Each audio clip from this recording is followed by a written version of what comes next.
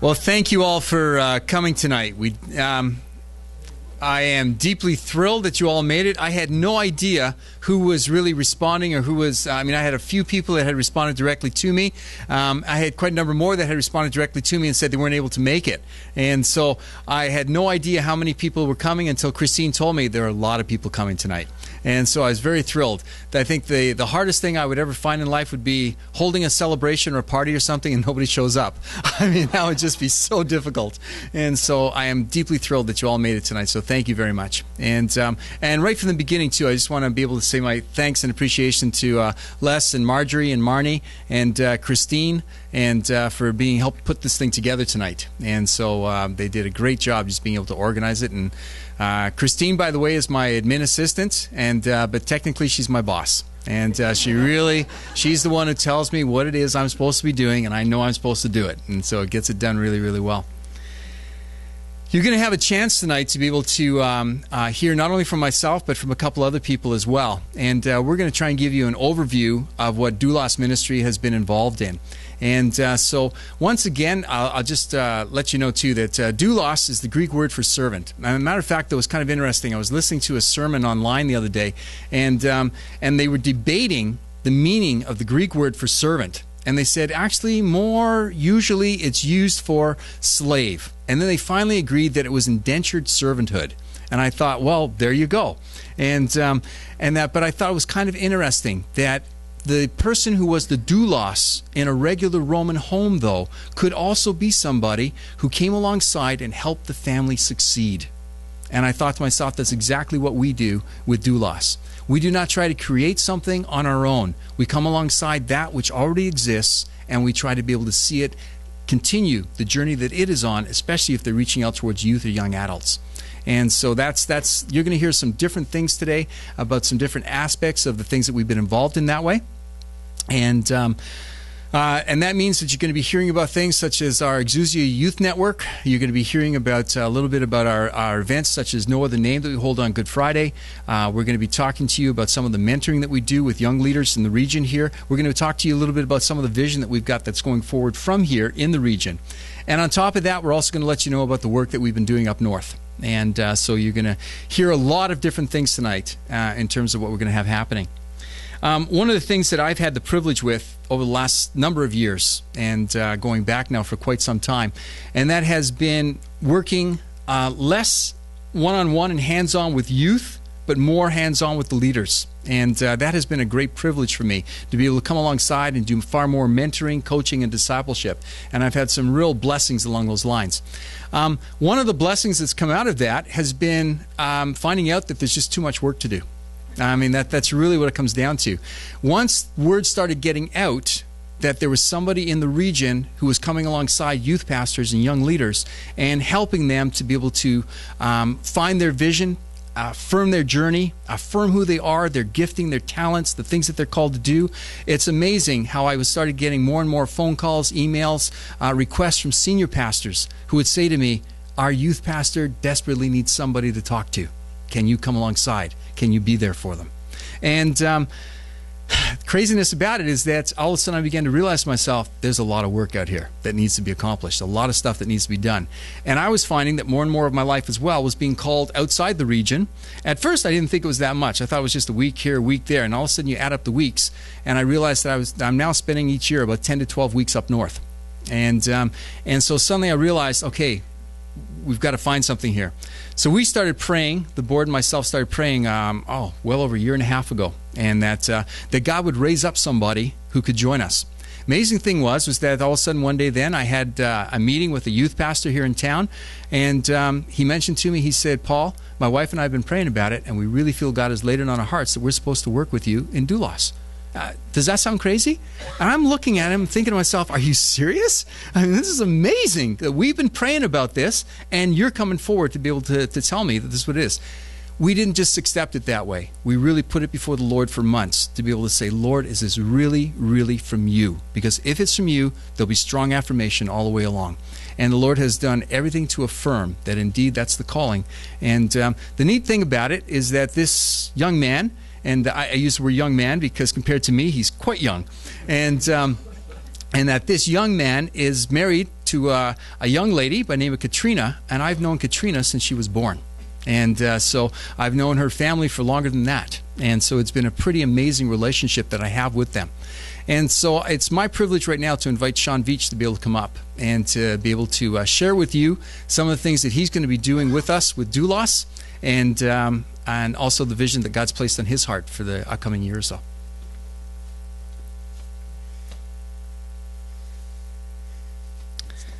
Thanks, Paul. So if Christine is your boss and you're my boss, the totem pole must go about this high, and I'm in the grass somewhere, right? Servant of all. It certainly was interesting meeting with Paul that day, talking about just what God was putting on my heart, and considering things that could be in the future. Yeah, a tremendous blessing, just seeing where God has been leading. I brought you some pictures. We've just had our second... Pardon? Okay, go ahead. Yeah, I know. It's no longer about me at all.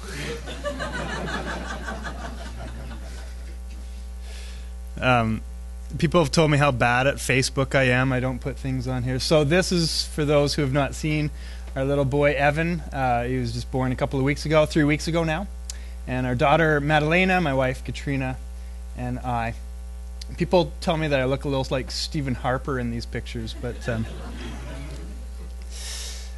So with the ministry focus that I'm involved in right now, go ahead to the next one. One of the big things that's coming up will be Rock the River, and at the bottom of the slide, go ahead, Paul. September 29th in 2012, Rock the River with the Billy Graham Evangelistic Association is coming to Ottawa, and I'm going to be playing a part on the steering committee with that, being a liaison with the Billy Graham Association. And it's something that we're really looking forward to. We've sent some people out to Winnipeg because they just finished one in, was it September? Middle of September, so a month and a half ago.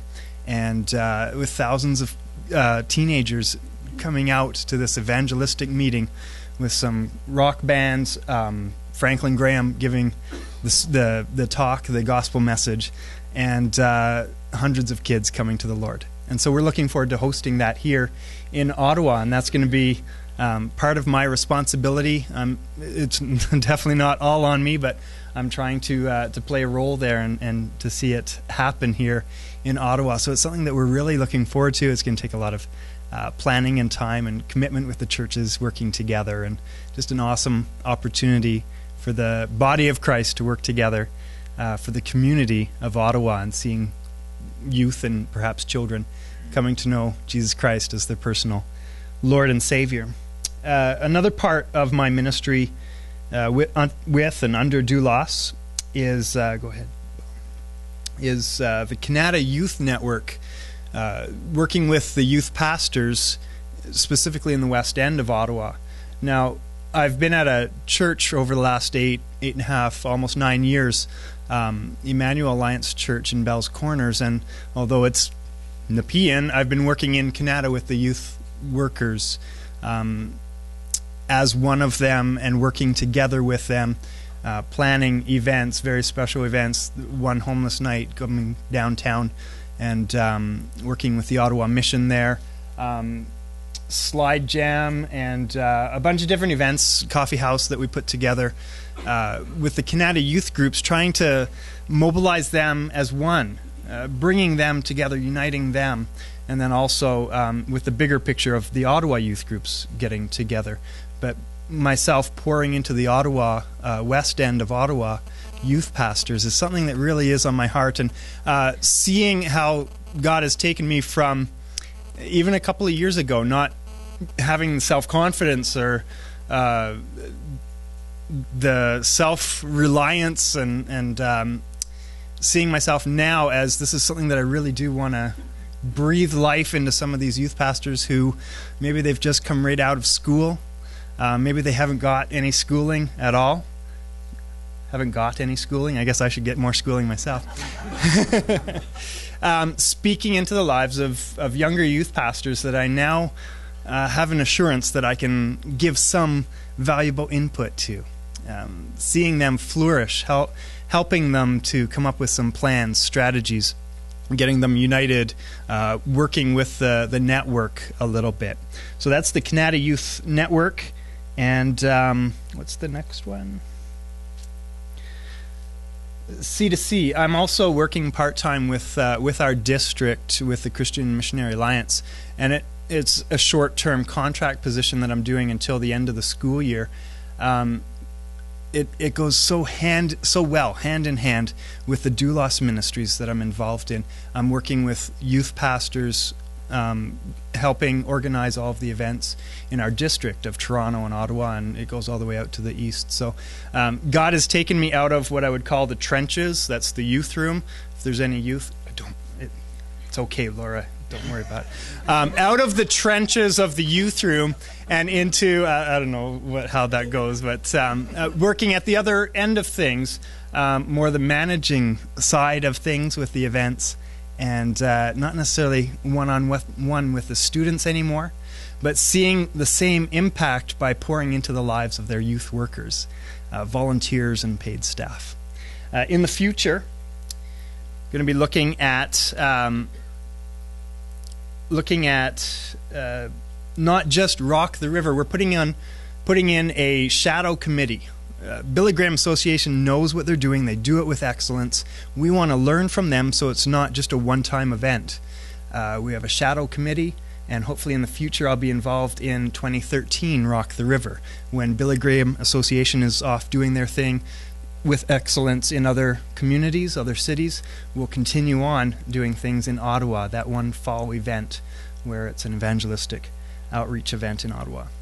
The Exousia Network at some point taking on more responsibility with the entire network of youth pastors. And finally, this is not necessarily me, but taking on more, can you see that one? Taking on more speaking responsibilities and roles in churches, retreats, who knows, different things that are coming up. I think that's it. Thank you for your support.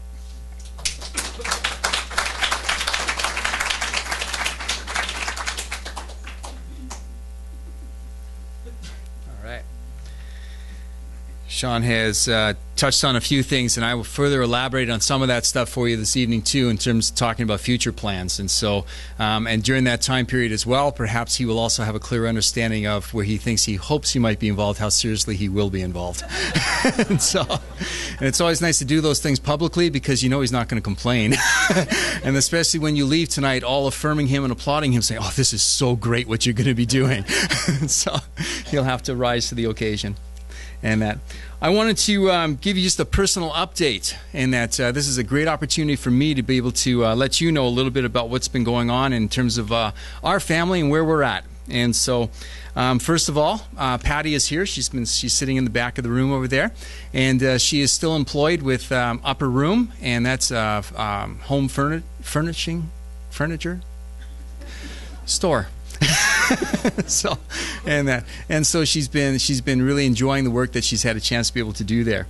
I'm also very privileged tonight that I have both John, my daughter-in-law Erin, and my granddaughter here tonight. You probably saw her running around in the whole bit, and so she is definitely one of the pride and joys that I have in my life, and we have. My son Dan is here tonight as well, and there he is sitting back there. And so great to have him here tonight as well. My youngest son David is over in Vietnam. And so he's been our world traveler for the last number of years. And currently he's over in Vietnam teaching English there. As a matter of fact, whoops. There we go. As a matter of fact, I had a chance to be able to go over with Patty this past February and spend some time there. And Patty was able to stay with us for a couple of weeks, and I was able to stay for another week and a half after that. And I got to actually go to the schools with David and actually teach part of the time that I was there. And absolutely just had a wonderful time. But if you think that we dress like that all the time, I put this other picture there so you realize that we were experiencing other parts of Vietnam as well. And so that was one of the times actually when we'd gone out into one of the areas just north of Ho Chi Minh. And but I had a wonderful time. He's actually going to be home for Christmas this year for the first time in a long time. And so he'll be home for 2 weeks. So we're looking forward to that visit. And of course, there's my granddaughter. What sort of grandfather would I be if I didn't show a picture of my granddaughter, right? And even though she was here live and she's been running around doing things, she is just an absolute joy and delight to us. We have so much fun with her. I share a lot of hats. I wear a lot of hats in ministry, and I play a lot of different roles. And it's sometimes I don't realize how many different roles I'm actually playing until I'm preparing for something like this, where I'm going to give a report and say to you, these are some of the things that I'm involved in. But I wrote them out in that I'm a husband, I'm a father, I'm a grandfather. I take Tuesdays as my day off, and I spend it taking care of my granddaughter. And that because my daughter-in-law has to keep her job at the hospital, she had to go back to work. I have the greatest joys on Tuesday taking care of my granddaughter. Squirrels suddenly become the most important part of your day. It rivals with nothing. It's unbelievable. It's great. I still spend a lot of time speaking, and that's to different groups all over the place. I look back over the past year and realize that I probably spoke more than 60 different times in different places. And I have become a little bit more careful about not spreading myself out too thin, speaking in a whole lot of places now. And so I'm trying to be more careful about what I say yes to. But it was amazing to myself when I look back over the year. I realized that I've spoken at retreats, I've spoken at churches, I've spoken at youth groups, I've done seminars, I have spoken in classrooms, and that just this past Sunday I spoke at a high school, and that they had an actual high school retreat for their students, and they asked me to come and be the last speaker on the Sunday afternoon there. It was an incredible opportunity. The same school has invited me back in mid-December. I would tell you what the school is, but the fellow who invited me is taking some heat, and so I want to be careful about that. But he's invited me back to be the keynote speaker, and they're having a full school assembly. They're breaking the kids into 3 different groups and having me speak, and guess on what? Advent. And the importance of it in our lives. And I looked at him and I said, "You serious?" And he said, "Yes." And he said, "And could you really help them to understand that it's the spiritual side of it that's most important?" Yeah, I can handle that. I can handle that. It's an incredible privilege that I've been given by God to be able to go and do this. And so I'll be sending out an email on that to remind you to pray on that particular day. But I believe it's Wednesday, December 14th. And that I'm going to ask you to pray for. I wrote this down too. I spend about 10 to 15 hours a week doing emails and phone calls. And I realize that because I'm surprised sometimes at the end of the day how much time I've actually spent doing emails and making phone calls to people. The emails and actually Facebook are extremely important, and a number of us who have been up north have discovered that in terms of the kids that we stay in contact with. I'm amazed at how much communication I have with the kids, especially up north, on Facebook and through email, where they will send me all sorts of stuff.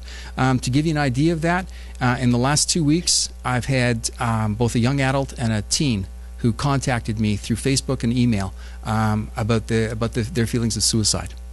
And so when I answer those types of emails, when I'm responding to that type of situation, you can believe I'm spending a lot of time praying, first of all, like, Lord, what do I need to say? What do I need to say to help bring them life? And help them see the encouragement that they need right now. I'm a football coach. I start in April. I finished last week on Thursday. And the most amazing thing in my life right now is that I don't have practices in the evening that I have to run off to. And so it's such a strange thing to all of a sudden find your schedule freed up that way and don't have games on weekends. I love coaching football. One of the people you're going to hear from tonight, Rachel, has been playing on my women's touch football team. That's one of the 2 teams that I've been coaching. And for the 2nd year in a row, we won the AA National Capital Championship. Hey, there we go. And so, my tackle team, we went 0-9. But we also had a perfect record. I mean, really, seriously. It was a perfect record. And but the strange thing is we ended up in the championship as well. Don't ask how. And we lost 13-8. But anyhow, it's just part of it. I also offer leadership on a team for Athletes in Action, where we hold the annual high school all-star game. And we run 2 weeks of practices, and during that period of time, I am given the incredible privilege of doing the pre-practice challenge for all the guys. So it's over 100 players. We bring them together, and I've got them for 6 or 7 minutes, where I get an opportunity to be able to challenge them to consider seriously the person of Jesus Christ and the fact that each of us has questions in our life that only He can answer. And it is just an amazing thing. It's been going on now for close to 40 years. I mean, it's unbelievable. And every year we give each of these kids, they get a New Testament. They hear a clear testimony at the dinner that we put on before the game from a player or somebody who's been involved in the game before. It's unbelievable that we continue to get this privilege, and the school boards continue to allow us to be able to do this every single year. And yet at the same time, God's granted His favor. We're told it's scouted by all sorts of university and college scouts that come and look for key players because it's the best that the high schools in Ottawa have to offer. And we're told every year that there is no all-star game that puts on a thing like we do. And God has just given us extreme favor that way in being able to reach out to these youth. I'm also on had the privilege of being on the board for a theater company. Oh, come on, take a minute and think about me being on a theater company board. Okay, come on, seriously. You know it doesn't work. And yet, this was a young fellow by the name of Jonathan Harris. And I don't know if Jonathan's name is up there anywhere. But Jonathan Harris is a youth pastor here in the region. He's still working part-time as a youth pastor. And I started mentoring him about 4 or 5 years ago. And during that period of time, one of the things that he had so close to his heart was the whole area of drama and the theater. He just loves the theater.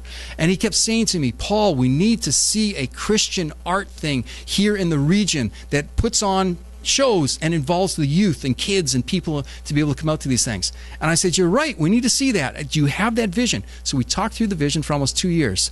And then all of a sudden Jonathan said, I should do this. Yes, Jonathan, you should do this. Go for it. Go for it. So he took a huge step of faith. He founded this thing. And next thing I knew, I got asked to be on the board. And I told him, I said, I'm not a real good board member. And by the way, I don't sing, I don't dance, I don't act. I really don't know anything about this. But he said, Paul, he said, you know me. And he said, I need somebody on the board who's going to keep me true to my vision and make sure that I don't quit. And I thought, that I can do. That I can definitely do. And so, by the way, they have a Christmas presentation that's going to be coming out and going to be starting in a couple of weeks, and it's free. And so you get a chance to be able to come and to be able to take that in. And I'll send out some information. We'll put it on our website as well, on the Doulos website. One of the things that has been beautiful for me over the years has been the fact that especially in the work that I've been having the privilege to do up north, and that is that God never calls you to be able to do things simply by yourself. He always gives you some great people that you have a chance to be able to work with. And I feel like I have been very blessed by the teams of people that God has assembled around me. I know that Andrew Woolsey's here tonight. And where are you, Andrew? Down there on the floor in the back, right?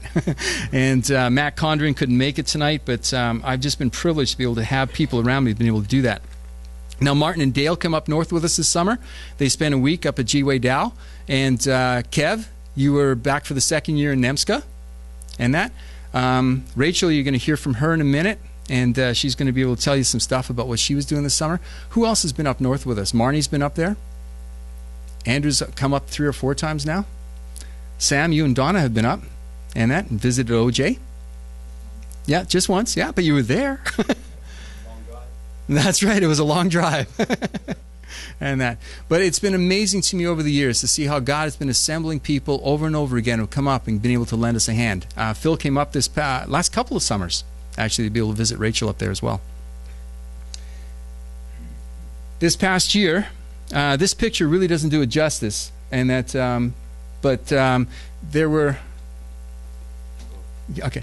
But we had almost 50 people who made up teams of 8 different teams who went into 8 different communities up north. And it was pretty amazing that we had these people that went up there. It has been awesome for us to be able to see how the communities have invited us in. The one thing I stress every single year about this, and that is that within the Cree Aboriginal communities, we are their guests. We are the people that are invited by them to come into the community. But it is by invitation. It's not as if we're simply presenting it and saying, oh, so see what we did? Do you want us to do this again? But we have to wait all the time for an invitation. The amazing thing about it is that with the 8 camps that we had this year, there's probably close to 1,000 kids that came through those camps. I mean, it's just absolutely unbelievable, the opportunities that we've been given that way. We had teams of people. This was Rachel's team up in Mistissini. And we had teams of people that come from all different parts of the country, really, and that make up these teams. And it's just been awesome watching them all come together for that. Not only that, but in this picture here, the reason I liked it was not only because it's Rachel's team, but also the fact that within their team are the Cree interns that we had that were working with us as well. And it was a privilege for us to be able to have them come alongside in the journey with us and work with us so directly with that. And one of the privileges I had was being able to be involved that way with them in a mentoring program. This gives you a little bit of an idea of the different types of places that we were. So you can see when I tell you that we're sort of east of James Bay and Hudson's Bay, doing both coastland and inland communities, we're quite serious about that in terms of where we are.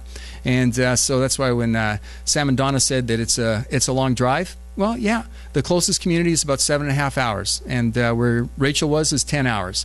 Some of the communities are fly-in only, and that we were in this summer, and so it just keeps you quite involved. I also had the privilege this summer of being able to work with my interns. And this was one of the better pictures that they gave me as they were working for me. So I think their facial expressions just tell you what a wonderful job it is to be able to spend the summer with me in this type of employment and given the opportunities that I'm able to do. And that it's funny, of all the pictures that I chose, the honest truth is, and Sam and Donna, I think you understand this, I could not find a good picture of Anthony. And so I thought, this is not bad, I know. And it's the honest truth. Anthony just doesn't pose for pictures. And so I decided, well, if I was going to show a picture of the team that I had working with me this summer, then I had to show them all doing something kind of silly. And that. But this was this is both Rachel, Anthony, who we called Poe, and Charity. And I had the privilege of having them start work with me this year in May. It was the second year in a row that I had Anthony work for me, and it was just amazing having him come back again, and then also take leadership for the second year in a row in OJ. And so it was just a great thing to be able to have them come alongside.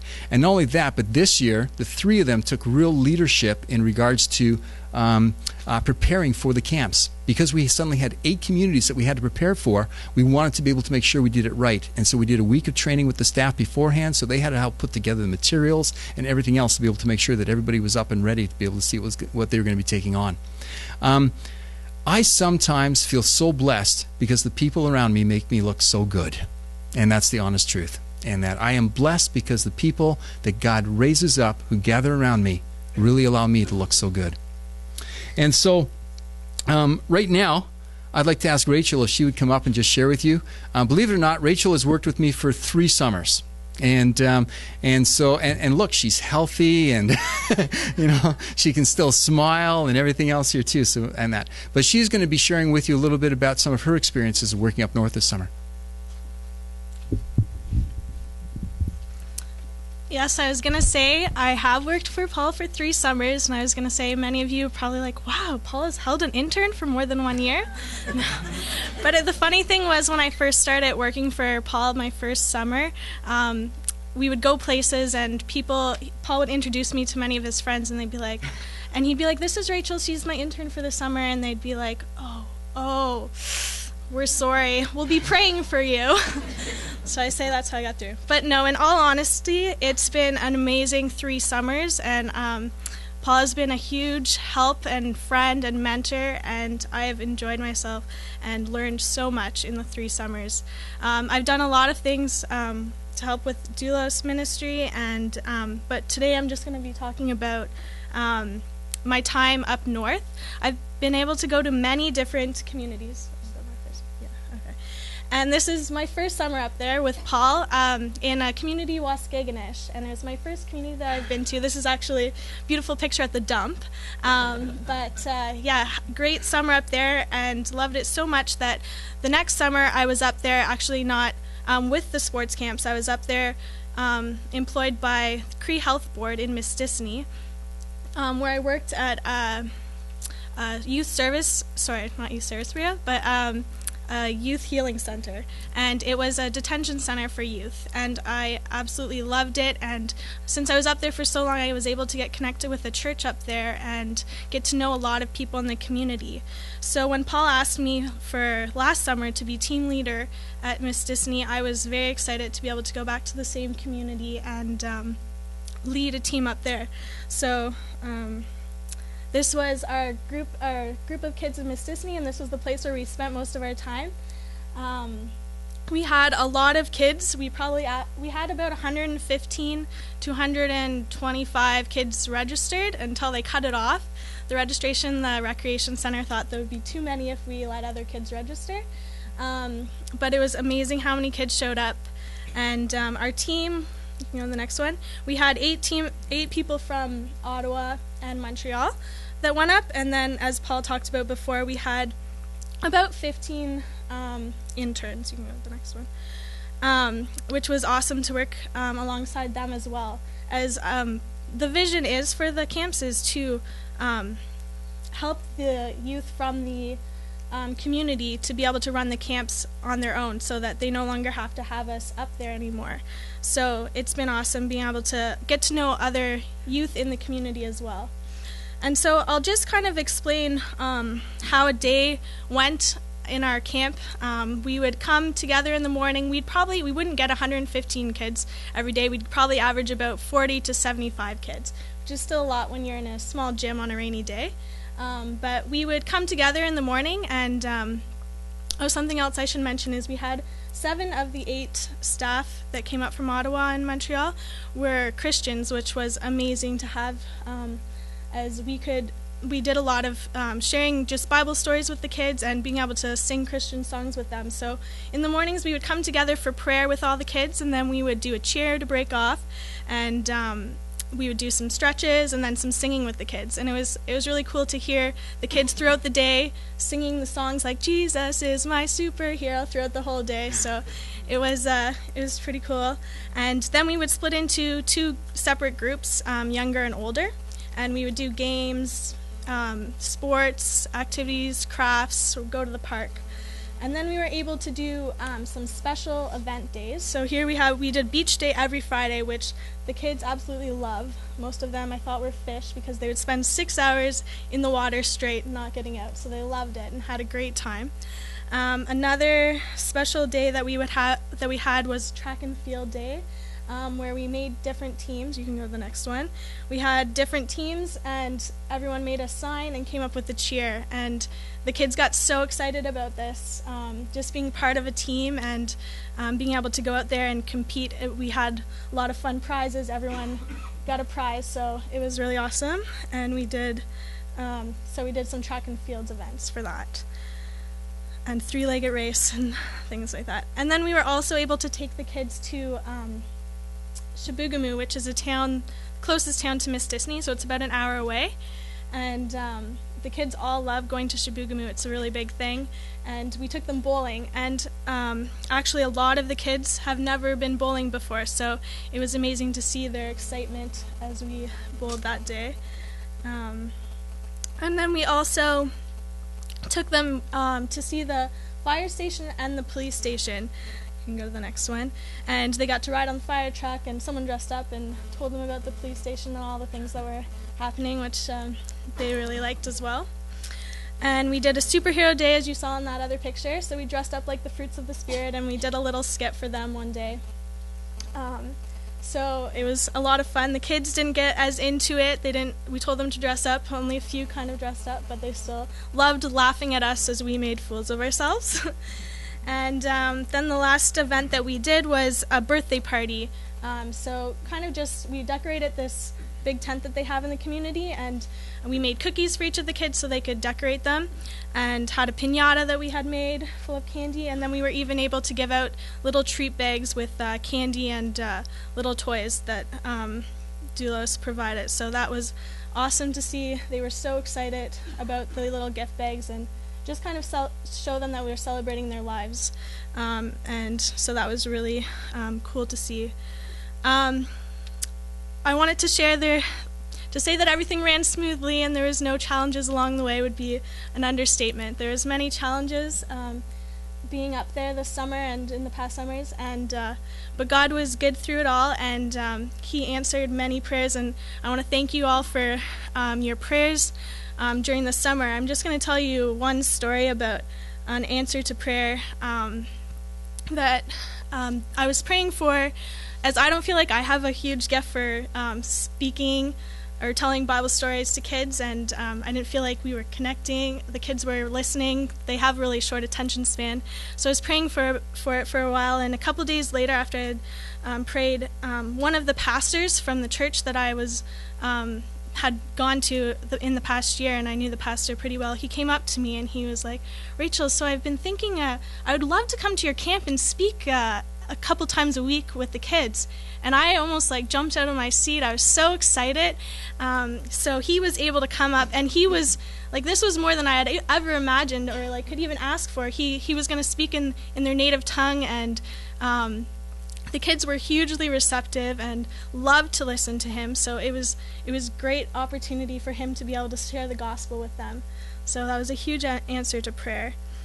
And as well, just through it all, it was just hugely encouraging to be surrounded by other believers, just even people here, people back home, friends, family, and even from within the community. There was so much support from fellow believers there that would come and ask me how the day was going, and ask if anything needed to be prayer for, and we would sit down, they would pray over me and the camp and all the other leaders, and it was just hugely encouraging and just amazing. And I have a huge heart for the kids up here, and so I've loved going up there. It's always so hard leaving, so they're all like, "When are you coming back next year?" And they're all so excited for the camp next year. They're already preparing, so I've loved my time up there. Thank you for all your prayers and support.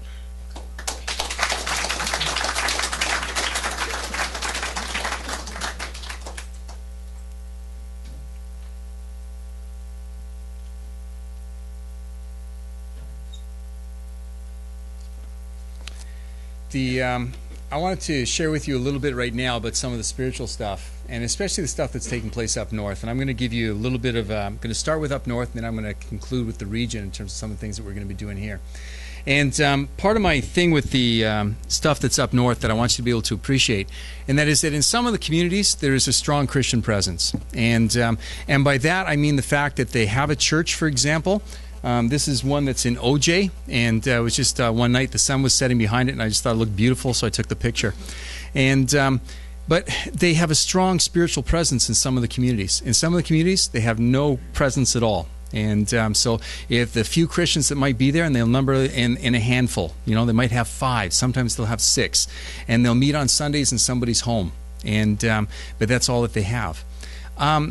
One of the great things that we've been trying to be able to encourage and do in that way is bring a positive flavor into these communities that don't know anything about Christ, and bring a light there that shines in the darkness. The other thing we're trying to do as well, and that is to, in the communities that do have a strong Christian presence, and that is come alongside and do the best that we can to be able to help affirm, encourage, equip, and to strengthen them in what it is that they're called to do. It's been interesting that this next year coming up, there are 3 things that have opened up for me for next summer that I'm going to be taking. I'm taking a very serious look at in terms of getting involved with, and that besides helping out with the camps, Lord willing, that we get invited back to the communities to be able to run the camps, I have been asked to take on a mentoring program in the communities, and it's something that they want to see take on very, very seriously. The fascinating thing about it is that it's both the Christians and the non-church, the more spiritually traditional people, that really want to see this mentoring take place. And they have been absolutely keen on it. I mean, right to the point that they're looking at me and saying, "How in the world can you do this in all 8 communities?" And I'm telling them it can't start in all 8 communities, but yes, we can start slowly and see it developed and grow. And they are so keen on having their youth mentored. And the fascinating thing about it was the ones who don't share the Christian faith at all. But one of the guys smiled at me during the presentation that I made to the leaders on this, and he smiled at me. He says, "This has a strong spiritual component, doesn't it?" And I said, "Yes, it does." And he said, "Yes," he said, "I thought so." And then he smiled and says, "Well, that's good." And I thought, it's good. Oh, okay, that's good. Excellent, great. I'm glad about that. They're very eager, because they see that their youth need direction. Their youth need to be able to understand who they are. They need to be able to dream the dreams that God has given them. And that they need to not only dream those dreams, but they need to make a positive impact upon their lives, and then use their lives to make a positive impact upon the other people in the community. it has been my privilege to be able to go up there and find favor from God to be able to see this as inroads that are further developing in this area. And so one of the big projects that I'm going to be starting, more than likely within the next couple of weeks, and that is going to be going up there and beginning to lay down the foundation for how we're going to set up this mentoring system up there. And so that's a huge new undertaking for me to be able to take on and do that. The other thing that's kind of fascinating, and actually it's in this community right here in OJ, and that is the fellow who is the youth director is a strong Christian, and that yet he's working as a youth director in a community that doesn't necessarily always share completely what his beliefs are. And yet he has responsibility for being able to set up programs throughout the year for the youth. And so one of the things he did with me this summer was he sat me down. He said, Paul, he said, can you help me lay out the plan? And I said, Harry, I said, I'd love to. And so we sat down together. He used me as a sounding board, and we began to lay out the ideas of what he could do to be able to see this plan of his take off. The amazing thing about it is that he's come up with character issues and character things that he wants to see developed throughout the whole year with a spiritual emphasis and a foundation in it. One of the most beautiful things was that he said to me, he says, I need a speaker in August to be able to come up, he says, and kick this thing off. Can you do it? And I said, I can't. I said, I have a wedding that weekend in Ottawa. There's no way I can get up here. And I said, but I might know somebody, Harry, who could help you. And he said, could he do a talk, he said, that would be non-spiritual on the first night, like to be able to get all the youth in the community to come out, and then on the second night do a spiritual talk? I said, I know just the person. And so I got my friend Rob McKee. I phoned him right from there. I said, Rob, I said, I know you've never been up here. I said, but how would you like to come up to a place called OJ Boogaloo in August? So the first thing he did was he checked his calendar. He said, well, he said, actually, Paul, I'm free that weekend. And he says, OJ what? And he said, where is this? And I said, it's easy to get to, I promise you. I said, could you do 2 youth talks? I said, one the first night, I said, to the youth in the community, there'll be a general talk to inspire them to come out, especially for the second night, where they're going to have a big band, et cetera, and you're going to be the keynote speaker on the spiritual issues.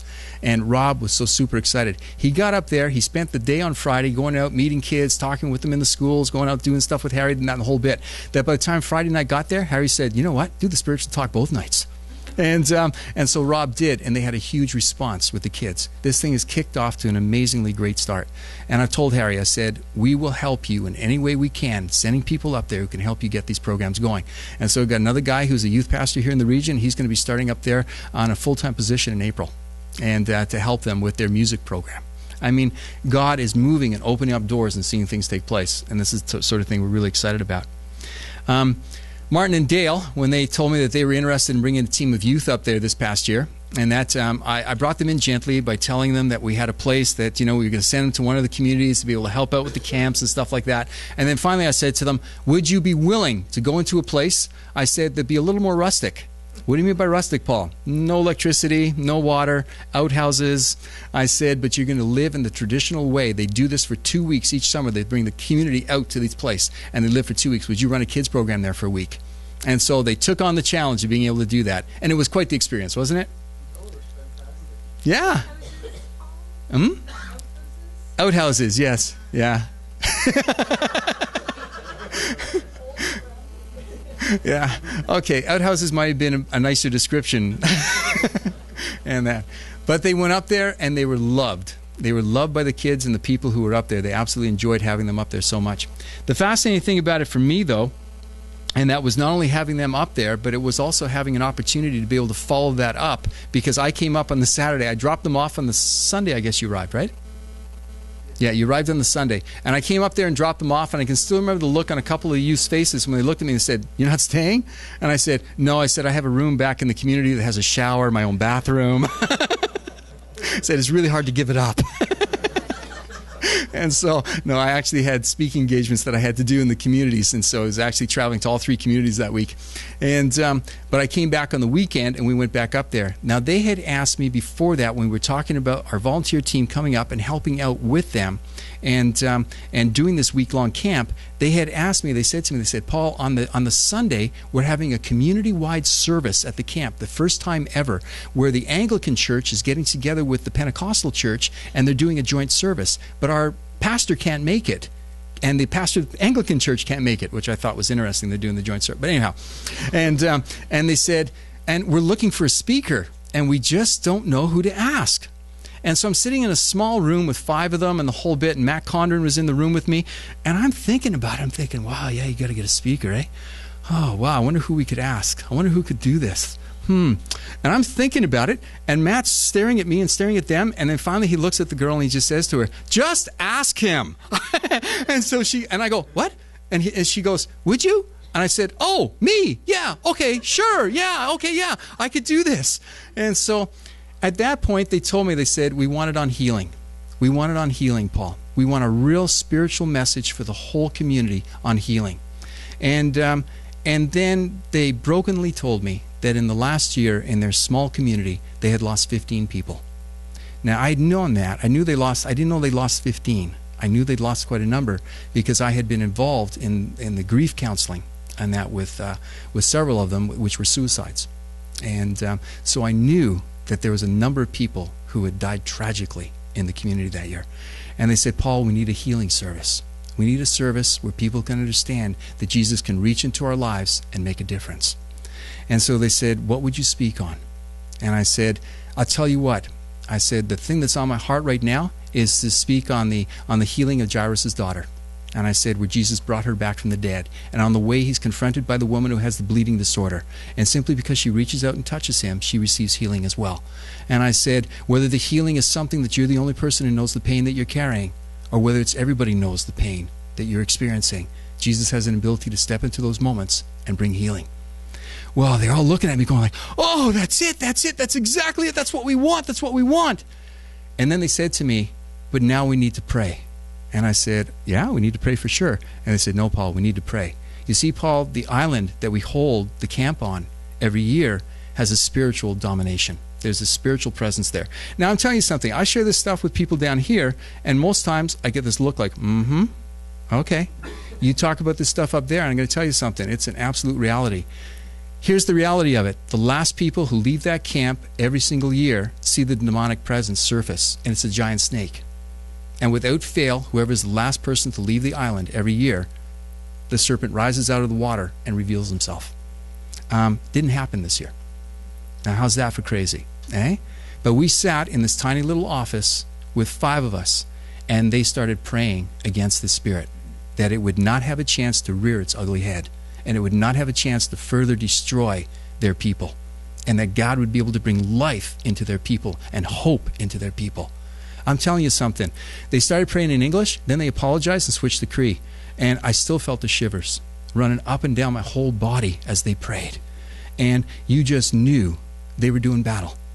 They were doing battle not only for themselves, but for their people, for their young people, and for what was going to be taking place that day. Well, I got there that morning, and typical Cree thing, it was supposed to start at 9. By 11:30, it finally got somewhat off the ground, and we were going with it. And they asked me to speak, and I got up there and I started speaking. Now, I want you to be able to appreciate something. I'm just going to flick ahead here to a picture.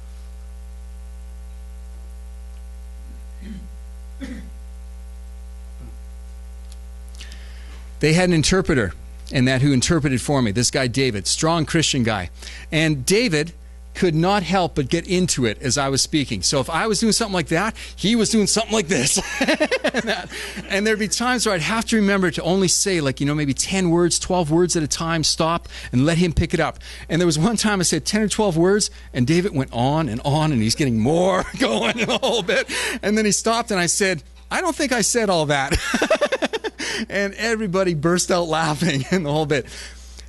The amazing thing is that between David and myself, the anointing of the Lord was just absolutely there. The amazing thing was that to look around the place and see people visibly shaken and taken by what was taking place. We had all 3 of our teams, by the way, came down. Mistissini, OJ, and Waswanipi all came and joined us that weekend as well. Amazing thing was the people who came up to me and talked to me afterwards about the fact that I've got to talk to you about this message. I've got to talk to you about what this is. Amazing thing that took place afterwards, which I had no idea about, was that they suddenly brought out all these red balloons and filled them up with a helium tank they had transferred to the island. And then they handed out the red balloons to every single family member who had lost somebody that year. And there must have been well over 100 red balloons, eh, Rach? At least well over 100. And family members coming up and crying and taking these balloons and then holding on to them. And then they asked me to come up and they said, Paul, would you pray a prayer of healing over everybody who's lost somebody this year? that they will be able to release these people into God's hands and unto His heart, and that they would be able to realize that there's no better place that these people could be, and that we therefore would go on still with their memories, but with the willingness to say, Lord, help our lives now to make a difference in somebody else's life from this day onward. And I was blown away. I had no idea this was all going to be taking place. I felt privileged. I got up there, I prayed for them, and then we went outside.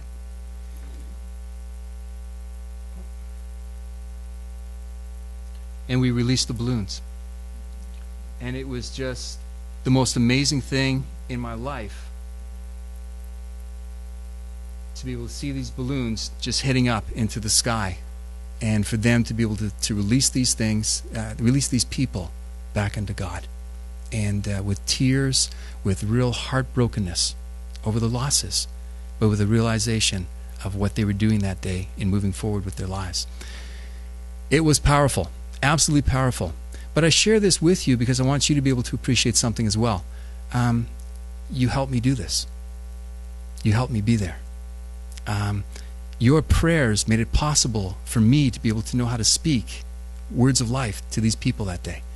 Your backing us in what we're doing made it possible for us to be able to bring the life-changing message of Christ to these people and make that happen.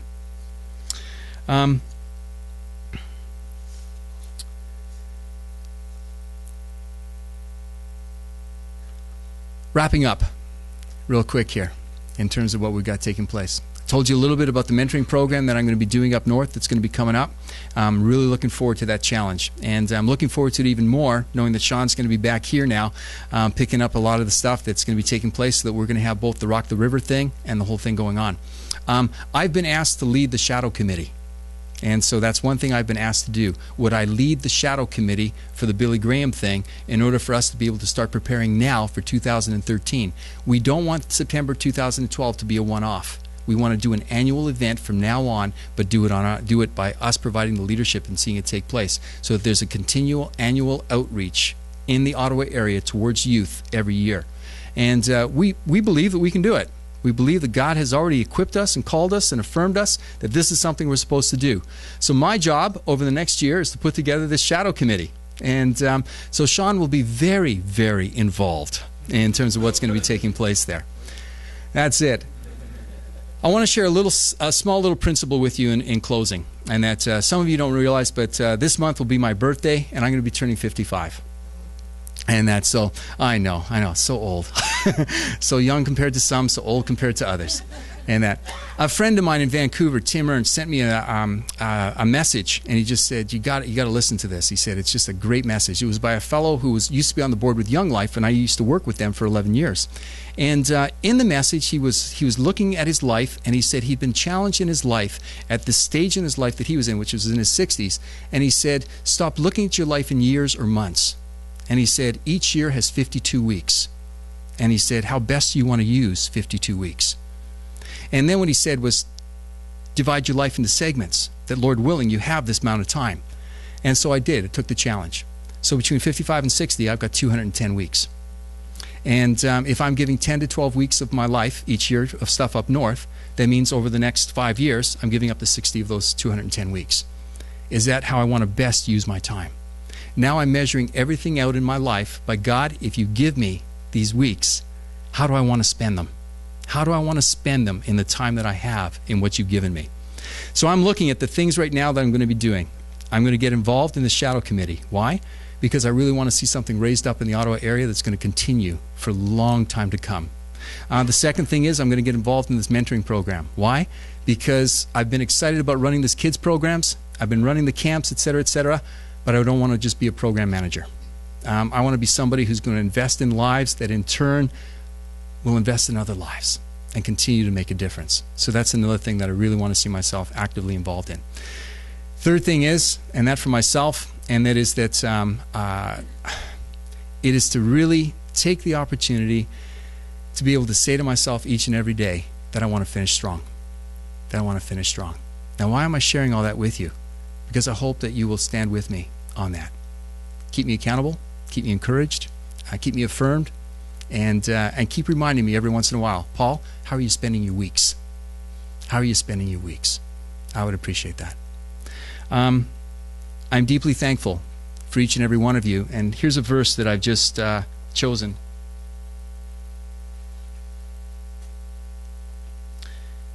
And God is able to make all grace abound to you, so that in all things, at all times, having all that you need, you will abound in every good work. And for me, that's what I mean by the fact that I want to finish strong.